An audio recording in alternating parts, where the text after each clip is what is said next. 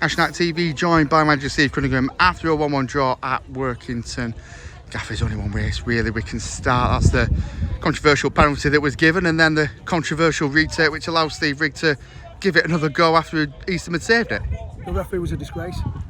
I don't mind saying it. He's got it badly wrong. It was a shambles performance, honestly, shambles.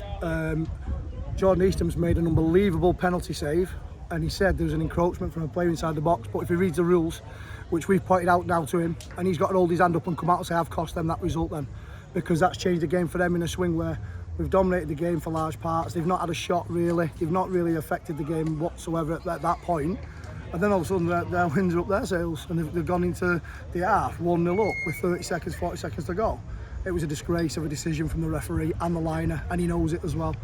Then second half, the reason he does know it is because they should have had a penalty in the far side, maybe two, and he didn't give it. And I think because he knows. Now, they say it evens out over the season. Shouldn't have to be that. Just make the correct decisions the way it is. If you want to stick to the letter of the law about encroachment, know what the rule is. Simple as. Because that could have cost us the result today. Now, we've had to dig deep in the second half. But for large parts of that game, we were the better team. I don't care what anyone says. We've dominated the ball. Second half, they've had a real good goal with 10 minutes to go with injury time. We've scored, we're really trying to go for the winner. We've got 4 forwards on the pitch, 1 midfielder, and that's it. And it was like bang or bust, because we've not come here for a draw, we've come to win a game. And then they've probably had 5 minutes of murder ball where we go up one end, they go the other, we go one end, they go the other. So it made it probably look more a spectacle than it was. But for large part second half, I was only looking to my left-hand side where we was attacking and we had all the ball. So it's a disappointing performance from us in terms of result, because we really want to be putting 3 points on the book, but to show character that we have done where we're 1-0 down and then still be at a very tough place. These are fighting for their lives as well, by the way, and there's some great people here. I've been getting a lot of grief by the supporters in there, but they're all going to buy me a beer in there now. Their bench, considering they've not got the manager, and we hope him and his family are well, especially with him not being there today. They've done a great job, the lads. It was a real tough game. I'm not saying it was an easy game, by the way, far from it. But when you look at the domination in areas where we were with the ball, we should have been more clinical and better with it. And I think it makes it a more of a comfortable afternoon. But, you know, they'll be happy with a point. We're certainly not. But when you're losing a game, with maybe 15 minutes to go, 20 minutes to go, you score, and then you're thinking you're going to go and win it. And we obviously dominated the game then. Like I said, a late flourish, and our defenders shown what they've shown all season, and that was a real solid look about ourselves. We dealt with everything through us. But yeah, I'm just still raging, as you can probably tell by that referee's performance. Well, you know, but I hate to add flame to the fire, Gaffer, but there's another goal disallowed for offside, similar circumstances to the one that was on Tuesday. Having watched the one back myself on Tuesday, it's Luke Burke's run past 4 players to get to the header, and similar today, it looked that Darius was a good way onside. I'm probably going to get a fine anyway for what I've said already. It was a disgrace. The liners were a disgrace. The liner were looking at me and going, I know, Cunny. How many fouls did he let?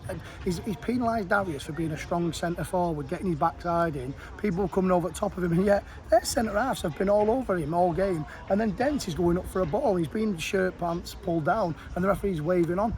And I'm looking at the liner, and even he said, he went, I know. So, you know, they need to be called out sometimes. That was a shambolic performance. It really was. And you know, I'll take whatever comes, I'm not bothered. Sometimes I say what I say, and I mean it. That goal disallowed, I'd have to have a look back at it, but it just seems to be a recurring thing for us at the minute. But we need to be better in the final third. I've just said to them in there, from last year, we're scoring 3s, 4s and 5s.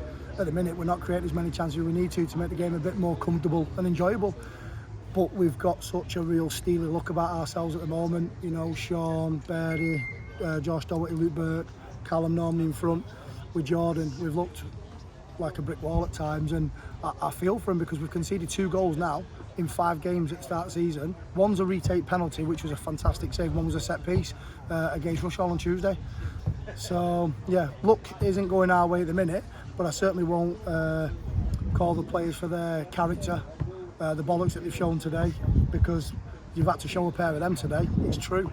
We're 1-0 down at a very tough place. Great crowd, by the way. 700-800 on today, I think it was. All the youngsters were on as well, giving me a little bit of grief. I thought they were going to run on pitch if they scored one of them corners at the end. So it's a good point, but we feel that we've probably not done ourselves justice today. FC at home on Bank Holiday Monday.